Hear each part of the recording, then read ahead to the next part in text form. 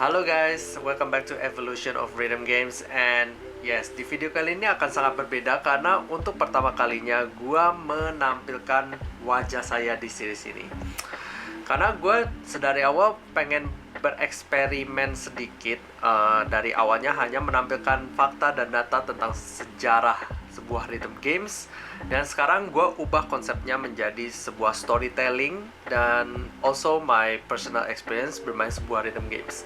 Karena di game yang gue bakal bahas hari ini adalah game yang tak terasa gue sudah mainkan selama 5 tahun dan kemungkinan akan menjadi mobile rhythm games paling populer zaman now. Di video kali ini gue akan fully berbahasa Indonesia, so for those who only speak English, please turn on the subtitle down below. And without further ado, this is the evolution of Lanota.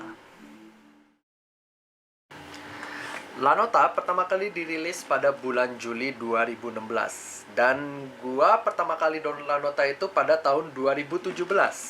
Karena di tahun itulah gua untuk pertama kalinya mempunyai sebuah tablet. Gua masih ingat tablet pertama gua itu adalah Samsung Galaxy Tab S3. Karena gua pencinta Android dari dulu. Ya, ini bisa dilihat ya guys, ini tabletnya udah menemani gua selama 5 tahun sebelum akhirnya gua ganti tablet tahun ini. Gua masih ingat rhythm games pertama yang gua download itu ada Arkea dan Dynamix. Tapi pada saat itu gue masih agak galau karena gue itu merasa perlu lebih banyak game lagi untuk memenuhi folder games gue. Sampai beberapa minggu kemudian, tiba-tiba saja YouTube homepage gue merekomendasikan sebuah video about this guy who was flexing his skill, I gotta say.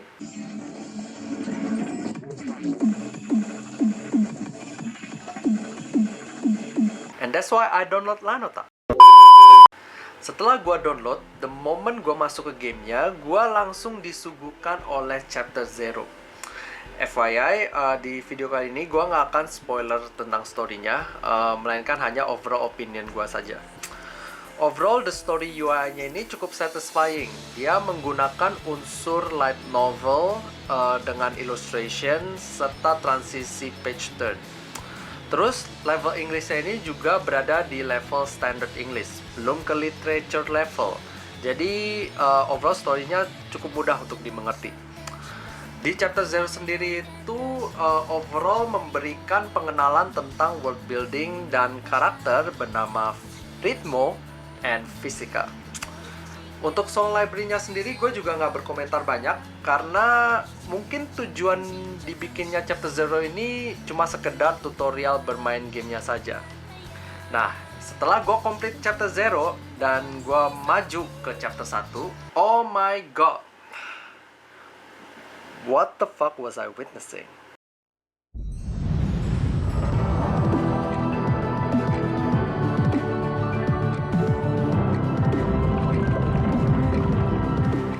Cutscene seperti ini sangat jarang ada di dunia mobile rhythm games.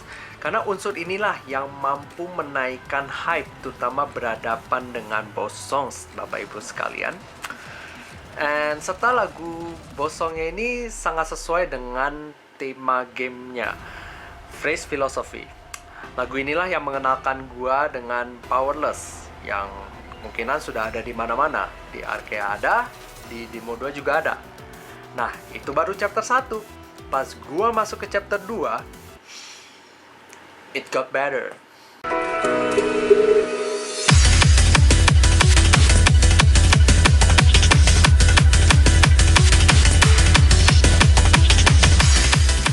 Dengan merujuk video YouTuber di awal tadi, gue udah pasang ekspektasi bahwa lagu ini bakal jadi the best song in the game. Dropnya bagus, lagunya lumayan panjang, dan yang buat lagunya juga si Joey, yang merupakan the well-established composer pada zaman itu. And ya, overall chapter 2 ini berhasil membuat gua menjadi the long-term player. By the way, kita sisihkan dulu story chapternya. Now kita bahas soal side story dan album pack. Side story, as the title suggested, ini overall menceritakan tentang slice of life dan relationshipnya antara Ritmo and Fisika, which is gak begitu penting sih in my opinion. Tapi pas gue beli dan main chatnya, just listen to this song, man.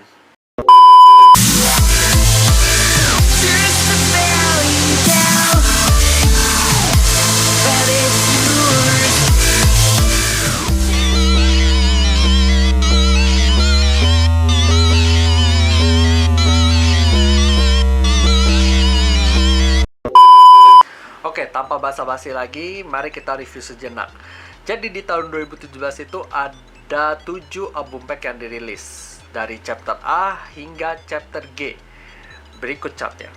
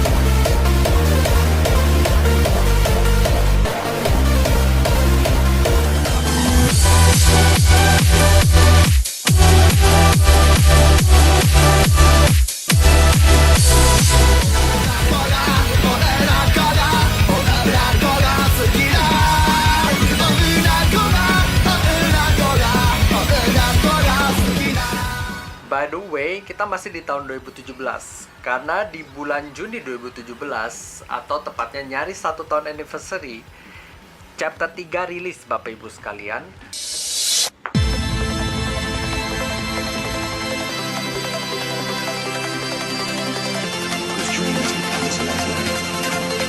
Dan mereka bukan nambah packnya doang, tapi main menu screen-nya diganti dan kita kedatangan 2 karakter baru, yaitu Rosa and Nero.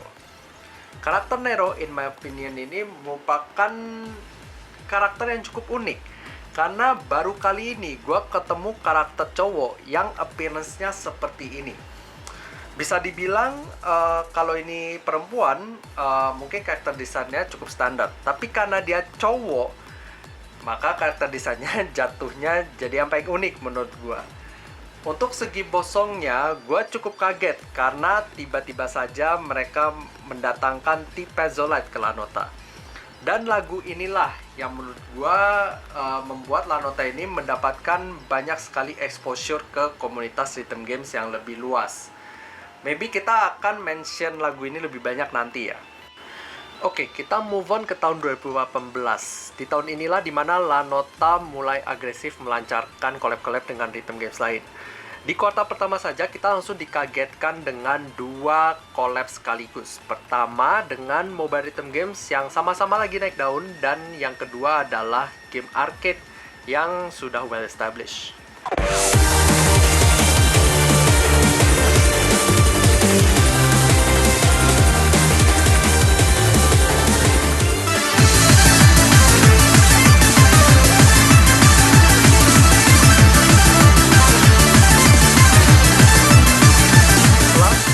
Game juga menambahkan 4 album pack, sehingga jika digabung dengan album collab tadi, kita total kedapatan 6 expansion album pack.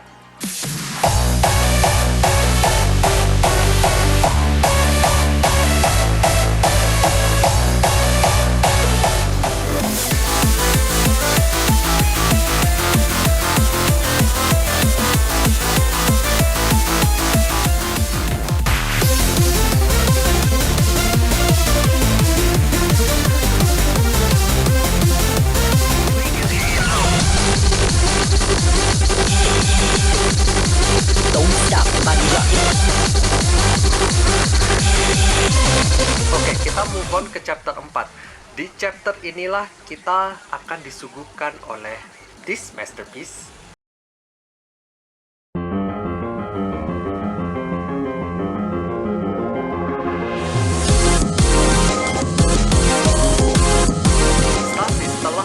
awal Lanota menuju ke fase lepas landas.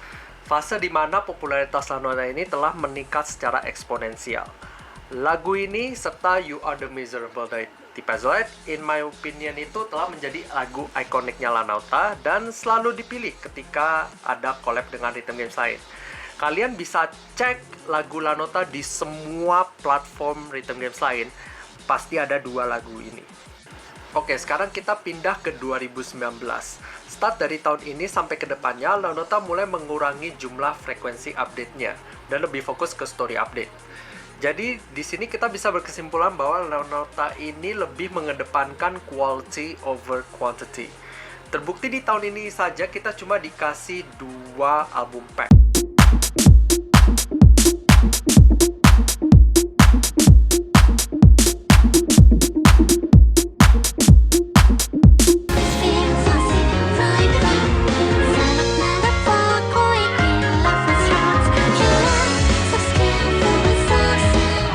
Miskin update, satu update-nya ini, which is the story update itself, might be the best updated I've ever seen.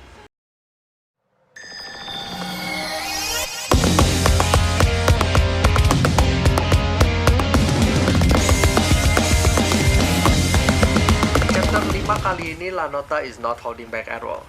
Meski cuma dikasih 5 lagu, which is chapter dengan song selection yang paling sedikit, tetapi 3 lagu master levelnya dikasih level 15 plus level 16. Damn, they really put a lot of effort, didn't they? Tapi selain dikasih story update, Lanota juga memberikan update yang gua rasa nggak expect mereka bakal lakuin. This is subscription album. Are you ready?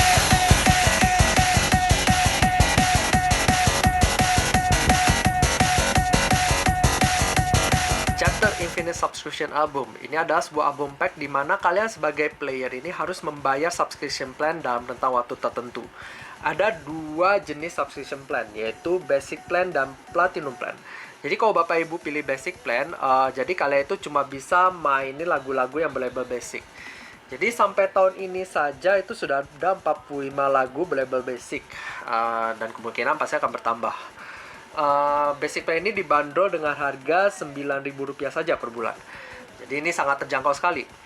Tapi in my opinion, Bapak Ibu mending langsung beli Platinum Plan, dimana subscription ini kalian bisa pilih mau bayar per bulan atau bayar per 3 bulan. Kalau bayar per bulan itu mesti bayar Rp49.000, tapi kalau mau subscribe 3 bulan itu cuma bayar Rp119.000 saja. Jadi Rp30.000 lebih murah. Dengan Platinum Plan ini, Bapak Ibu itu bisa mengakses semua lagu secara percuma dan dijamin akan menerima 1 lagu baru setiap hari Kamis. Jadi FYI ini, sampai video ini dibikin, ada 182 lagu dalam subscription album. Yang gue dengar juga ini, sampai tahun ini tuh ada 5 folder lagu di dalamnya yang bisa dibeli. Dan jika kalian berlangganan Platinum Plan ini akan dikenai diskon yang sangat besar. Gue lupa diskonnya berapa besar, kalian bisa komen di bawah, oke? Berdasarkan pengalaman gua, subscription album ini merupakan album yang paling worth it. Karena kita itu udah pasti dikasih lagu baru setiap minggunya, genre-nya sangat variatif, dan lagunya juga variatif. Dari lagu yang mainstream sampai lagu original, aka Lanota eksklusif. Jadi buat kalian yang belum pernah coba album ini, gua sangat rekomen sekali. Secara album ini udah ada ratusan lagu.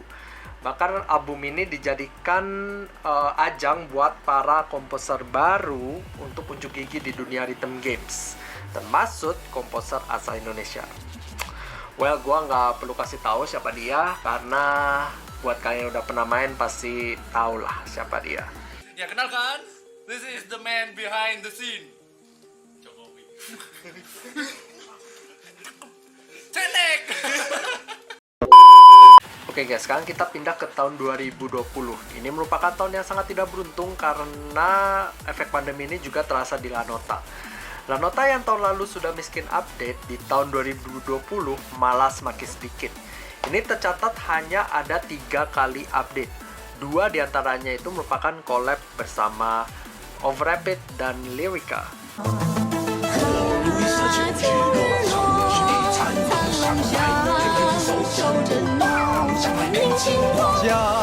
is the story for one character, misery.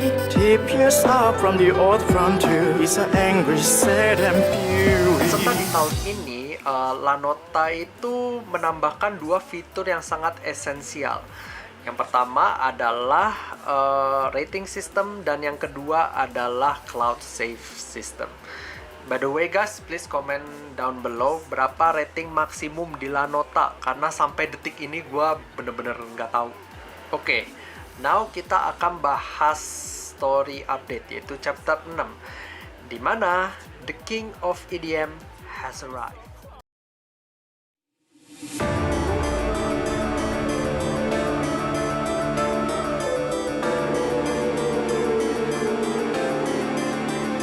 Gue inget banget pas cutscene bosongnya itu muncul, gue sangat tidak expect nama Camellia itu bisa muncul. Of course, lagu yang dia bawakan itu sangat-sangat cocok untuk dijadikan bosong. To be honest, gue juga nggak bisa berkomentar banyak, because it's Camellia, he know what he's doing, and we know every single song produced by him is gonna be masterpiece, okay? Oke, sekarang kita pindah ke tahun 2021. Ini masih sama seperti di tahun sebelumnya, di mana Lanota itu masih miskin update. Tercatat hanya ada 4 kali update, 2 diantaranya itu merupakan album pack baru, dan 1 merupakan collab dengan game arcade yang kebetulan akan gulung tikar di tahun 2022. So, beruntung juga ya mereka masih sempat collab ya.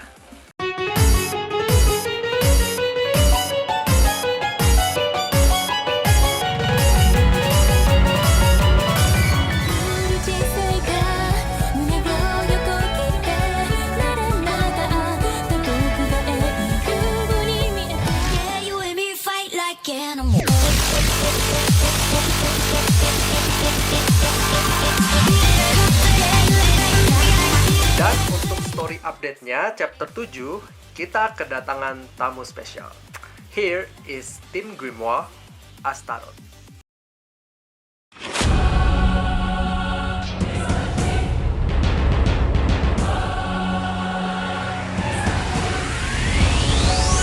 Oke guys, gua nggak bakal explain banyak soal chapter 7 karena ada update yang jauh lebih penting di tahun 2021, di mana Lanota memperkenalkan sebuah feature yang nantinya akan dieksploitasi pas update 2022, yaitu tracklist mode. Jadi ini merupakan feature yang mengubah setting song menu dari illustration map menjadi tracklist. Terus ada 3 jenis item yang di-add pada fitur ini. Yang pertama itu adalah Starlight Score yang bentuknya kayak bintang ya. Jadi ketika ada time limit event ini, Bapak Ibu sekalian itu harus menggunakan bintang itu untuk bermain sebuah lagu. Jadi Starlight Score ini umumnya bisa didapatkan dengan 3 cara. Jadi yang pertama itu ya gratis, tapi di limit 1 Starlight Score per 24 jam. Yang kedua ini dengan menggunakan item kedua, yaitu namanya Chiming Core. Nah, ini bekerja mirip dengan memoris di Arkea. Ya, jadi Chiming Core ini cuma bisa didapatkan dengan 2 cara. Yang pertama itu dengan ganding event, meskipun pasti nggak bakal dikasih banyak. Yang kedua itu dengan cara bayar. Jadi setiap 200 core itu dibanderol dengan harga Rp17.000. Tapi makin banyak kalian beli, ya pastinya jauh lebih murah harga per core-nya. Nah, terus cara ketiga untuk mendapatkan Starlight Score ini dengan menggunakan item ketiga ya, yang bernama Stabilize Sound, yang bentuknya kayak note musiknya gitu. Nah, Stabilize Sound ini biasa didapatkan dengan cara grinding gameplay. Jadi kalian cukup main satu lagu aja itu pasti dijamin bakal dapat Stabilize Sound-nya. Nah, ini Stabilize Sound ini selain untuk exchange Starlight Score juga, ini bisa digunakan untuk upgrade storage for both Stabilize Sound and Starlight Score. Oke, seperti yang gue bilang sebelumnya, item-item yang diintroduce pada tahun 2021 ini Lanota bakal eksploitasi di update 2022. Dimana di tahun 2022 ini dipenuhi oleh event-event Bapak Ibu sekalian. Jadi bayangkan sampai video ini dibikin itu sudah ada 6 kali time limited event, dan kemungkinan pasti akan semakin bertambah. Nah, in my opinion, time limited event ini merupakan sebuah tren yang secara tidak tertulis itu wajib dipunyai oleh sebuah rhythm games. Kemungkinan yang pertama kali memulainya ini ada Dynamix dan game gacha, tapi mulai dipopulerkan oleh Sega. Seperti yang kita lihat di Chunitem, Ongeki, dan Mai Mai. Oke guys, ini sekarang gua pindah settingnya dari awalnya di tempat tidur belakang gua, sekarang di meja ya, karena gua udah agak capek gua selonjorannya. Oke, kita lanjut ya gengs. Ini kenapa menurut pendapat gua time limited event ini merupakan sebuah fenomena yang ada di dalam rhythm games. Well, singkat cerita, jika terjadi time limited event, berarti lagu yang dirilis itu hanya bisa dimainkan pada rentang waktu tertentu. Sehingga kemungkinan kita bisa mendapatkannya secara gratis hanya pada saat event. Sehingga ini memungkinkan akan menarik lebih banyak konsumen untuk bermain gamenya. Semakin tinggi konsumennya, semakin tinggi juga traffic di dalam medsosnya. Semakin tinggi trafficnya, semakin banyak exposure-nya. Semakin banyak exposure-nya, semakin banyak orang yang baru berminat untuk bermain gamenya. Ketika pelanggannya semakin banyak, dan tentunya sales gamenya juga akan semakin naik. Dan itulah cara kapitalisme bekerja di dalam dunia rhythm games, Bapak Ibu sekalian.